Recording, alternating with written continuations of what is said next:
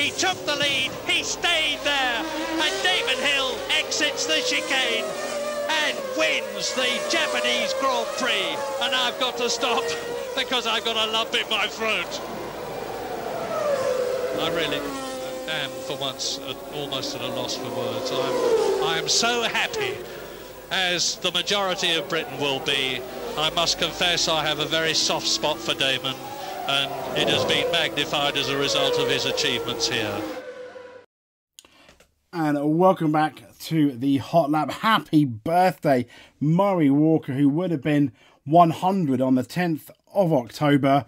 Fantastic. Murray, I mean, best commentator ever. He could make anything exciting. And I tell you what, we are definitely going to have to do some kind of video on him or something, because this guy is amazing. So coming up in our Qatar Grand Prix fallout, McLaren break records, FIA investigation into Lance Stroll, George Russell is accused of not thinking, Lewis Hamilton on that George Russell relationship, Pirelli win that tyre contract after what was a slightly controversial Grand Prix because of their tyres. And talking of tyres and track limits, etc., F1 venues could lose races over track limits. But let's get into it. Yes, this is on the DHL YouTube channel. Let's check out McLaren's 1.8 second pit stop. I mean, here you go. I mean, that's amazing. 1.8, record breaking. They've beaten Red Bull. They are the world champions of pit stop. Look how quick these guys are. I mean, McLaren boys, absolutely fantastic. Gone, McLaren. Amazing. Well done. We bow to you. Immense. What words can't fail me. Brilliant. I mean, Williams did have it as well, didn't they? The 1.9. I think they did one of the first to do the sub 2 second stop, but McLaren have taken it with Lando Norris out the helm. Absolute perfection there. But what may not be perfection is this next story. Lance Stroll. Hello there, Lance. Yes, the Aston Martin driver is getting attention. He grabbed the wrong kind of attention in all sorts of ways after Q1, after getting basically outqualified by his teammate and had a bit of a temper tantrum. So he reportedly threw his steering wheel out of the car. He stormed out the back of the garage, pushed his trainer, Henry Rowe, aside, and attempted to who obviously Henry was trying to direct him to park firmly. Stroll then gave a short 7-word interview to the official host broadcaster and used a naughty word, let's say. So his antics have triggered a lot of debate on social media because, you know, it's all public trials by social media these days, unfortunately. Geez. But it now appears that the F1 governing body has promoted to act. Now, the FIA has said its compliance officer is in discussion with Stroll in relation to several incidents, the report says on motorsport.com, and they have contravened FIA rules, policies and procedures during this Qatar Grand Prix. Now, there's been no official word on which regulations Stroll may have broken, but it's understood they relate to key moments of what took place in that garage. As we know, his antics will likely come under the that's a big word, but it will likely come under the auspices of the catch-all disrepute clause in FIA sporting code. That's something that Ferrari were in trouble with at 2002 Austrian Grand Prix, when, if any of you remember, when Michael Schumacher let Rubens Barrichello, Michael Schumacher won, it was Barrichello letting him through to win. Now, Article 12.2.1c states that a competitor will be deemed to have committed an offence if they are found guilty of any fraudulent conduct or act prejudicial to the interests of any competition or to the interests of motorsport generally. So this rule that Max Verstappen was found when he essentially assaulted Esteban Ocon by pushing him in the garage of the 2018 Brazilian Grand Prix, and the Dutchman was ordered to complete 2 days of public service as a consequence by the FIA ordered him to. Now, although Stroll's actions were heavily criticised by observers, his Aston Martin team has said it was not too alarmed with what he did. Team principal Mike Crack said that the Qatar Grand Prix at the Grand Prix, it was important not to read too much into the behaviour of a driver straight after they jumped out of the car. He said, I think emotions is what we want from sportsmen, and then if they react, then we judge them quickly, he explained. Is this right? Is this wrong? He went on to say, I think we need to be careful with that. We want to see it, because then we have something to talk about. But then I think it goes one step too far when you have 10 people sitting down on the sofa or in an air-conditioned room saying this is too much or you cannot do that. I think we need a bit more respect for the drivers and for elite sportsmen, I would say. So, yes, I completely understand what Mike Crack says. They are all elite sportsmen. They are all in high-pressure circumstances. We too, in our lives, sometimes at home, sometimes, I'm not comparing ourselves to Formula One drivers, but I do feel that everyone feels different kinds of stress at some point. Everyone reacts to stress, and I guess it's how you react to stress that is the judge. And obviously, Mike Crack is defending his driver there, but the issue is, because he's the boss's son, we have a lot of defending the driver down at Aston Martin, which is interesting. You never really hear a bad word about Lance Stroll, yet he clearly showed at the Qatar Grand Prix that he had, thrown his toys out the pram. It's not okay to push anyone, let's be honest. Yes, heat of the emotion. James Hunt did it to a marshal. Funny enough, he then apologised. I think he apologised to him straight after. If you look, I believe, at that clip. Lance Stroll, we did not see any public apology. The Aston Martin, their social media was, moving on from that, but there was not much from the Aston Martin team that I saw. Lance Stroll, no apologies. He just said, yeah, we're cool, bro. Kind of like brushing it off. Yes, it was just a push, but it was caught on camera. It was caught by millions of people. And I feel that Lance Stroll kind of just brushed it off. Didn't even mention it. These people, a lot of people look up to these F1 drivers. They're role models, essentially, for many people. Lance Stroll not being a very good role model there. So I completely understand why the FIA are investigating. And if it was arguably more public what Max Verstappen did in 2018 at the Brazilian Grand Prix. What happened is that Ocon was unlapping himself, and the two came together. You apportion blame, whatever, but you still don't push people. That's what Lance Stroll did. So surely he's going to get a similar punishment or a rap on the knuckles. Yes, he is feeling the pressure, but yes, they are elite sportsmen. But I think it's unfair to say just because you sit on the TV, you are so different. We're all human. We all experience stress, depression, pressure, all in different ways. And I think Mike Crack was a bit wrong just to start doing the comparisons, kind of like this guy's more awesome than you, so he gets away with it. That's the way I read it anyway. Moving on from Mike Crack, on to George Russell. This is from planetf1.com, Thomas Mayer.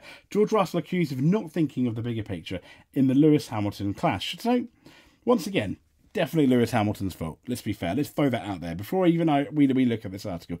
But it says the collision of the Mercedes drivers, George and Lewis, it was one of the most contentious moments in the Grand Prix. Absolutely it was. Now, at the start of Sunday's race, that long threatened collision that we thought we were going to get in Japan ended up happening.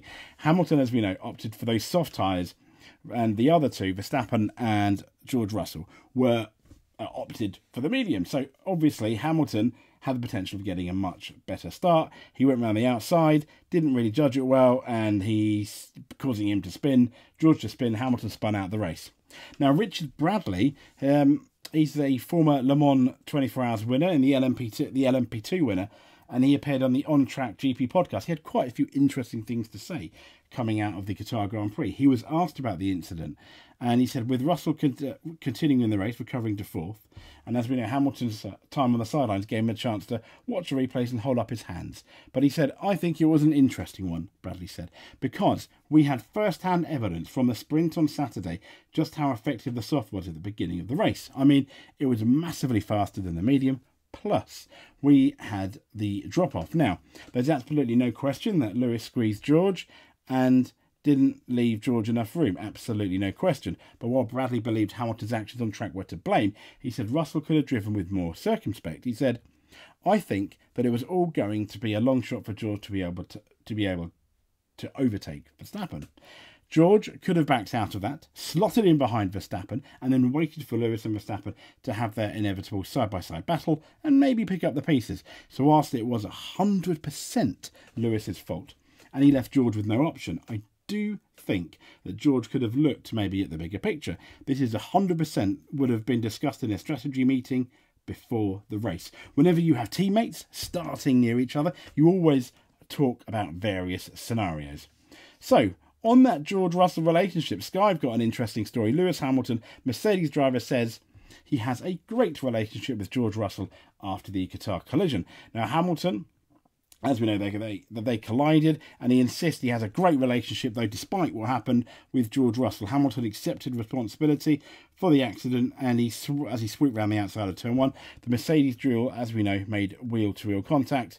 There's even a video here. If it's going to play, it probably play an advert first. Yep, we have the advert about wiping out the dinosaurs in Sky. But there we go. Book of Mormon. Go see it. So here we go. From F1 to Q1. Another advert. Oh, Sky. Formula 1 on Sky Sports. So we're going to have Lewis Hamilton essentially shake George Russell's hand. That's all I wanted. It's like a 5-second video. Sorry about today. It wasn't your fault. Great job. Thank you very much. From F1 to... There we go. Thank you very much. Thank you very much, Sky. All that advertising. So, on to WTF1.com. Good news, bad news. This is Pirelli winning that contract.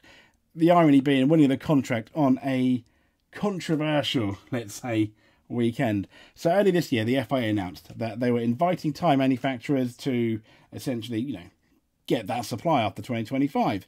Who wants to supply Formula 1? It looked as though Pirelli wouldn't have any challenges. However, old school, from the late 90s, Bridgestone placed a bid, but it's Pirelli who have been approved.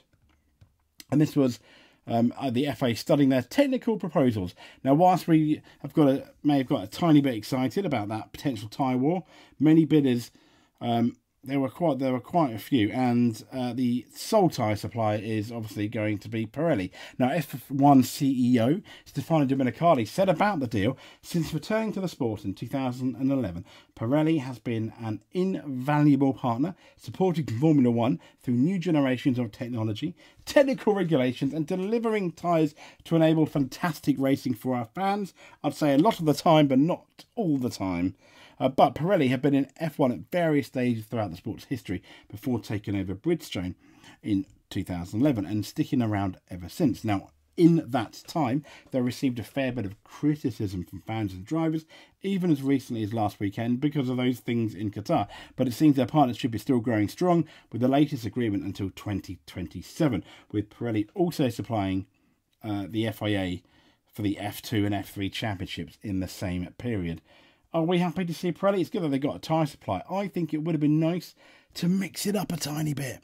But what is good is the teams know what they've got with the Pirelli, and sometimes a tyre can completely change how your car handles, how your car goes, and it completely changed the faces of a championship. I think 2003 potentially. It's won 2005 definitely, but dominant Bridgestone, and then we had a rule change, and then it really changed everything. But more on that on another day. But it meant Ferrari didn't win that championship essentially, or had no chance. So our last story is from motorsport.com by Jonathan Noble. So as I mentioned at the beginning of the show, after we heard the wonderful tones of Murray Walker, F1 venues could lose races over track limit problems, says the FIA. Ben Sullum says venues like the Sale and the Red Bull Ring must address track limit problems or risk losing their slots from the calendar. This I believe is Austria, and cars potentially could be going wide there, or Qatar. I think that's Austria. I think that's last corner Austria. So after a Qatar Grand Prix win, that was beset by track limits chaos. Grid positions were shuffled around and a raft of penalties handed out to change the order. Ben Sullum has made it clear that he thinks these situations are unacceptable. He believes that the focus for change is not on the FIA policing things more effectively to stamp out any offenders. Instead, he says circuits have a clear problem with track limits, such as Qatar and Austria, must make circuit modifications to deter drivers from being tempted to run wide. Now, asked by motorsport.com what he was going to do about the track limits problem after the scenes in Qatar, he said, "You're absolutely right about it. We had the same issue in Austria. It was 1,200 offences there, and I have to say congratulations to the stewards because they spotted it. But is that the solution? No." He went on to say, "The solution is to improve the track itself. I know some are resistant to it, but to tell you the truth, if they don't, there is no race. It's as simple as this. We can't afford this. Drivers abusing the curves so much in Qatar proved to be one of the factors in the tyre situation that F1 faced last weekend, like sidewall separation was spotted on Pirelli rubber." I mean, and it promoted that obviously that 18-lap tyre limit caused the chaos. Had it not been for the chaos, I don't think Ben Sullin would be saying that. But here's the thing. It's the drivers that are causing the problems, not the track. They're going wide. Now, if there was a big wall there, they wouldn't be going there. If there was a sand trap there, they wouldn't be going there. And the other issue is the reason why we ended up having these long tarmac run-ups in Formula 1 is, one of the main reasons is because when you have gravel there, there's an argument being, yes, it has the potential for slowing the car down in a different way, but it can also make the car flip. And if the car is sliding sideways, there's a fair argument that the gravel traps might make it flip. They might not slow it down as much, but having like these concrete-esque run-off areas will slow it down. So it's kind of like, what do they want, the FIA? It's really, really difficult. And when you've got these drivers, they're just going to go wide anyway. Once again, if there's a wall there, they wouldn't. I'm not saying put a wall there at every corner, but I don't know, grass or I agree something must be done, but I don't think you can blame completely the tracks for it. It's the drivers. And yes, where there's going to be limits, they're going to push it. But I do see that I think the drivers, the tracks, the FIA, F1 must come together to get a resolution at some, sooner rather than later. But there we go. So this has been the Hot Lap anyway. I hope you've enjoyed it. Happy birthday, 100th birthday, Murray Walker. 100 years. I mean, amazing. What would he think of F1 today, I wonder? So, while you and I think about that, I'll leave you to it. We'll speak to you next time.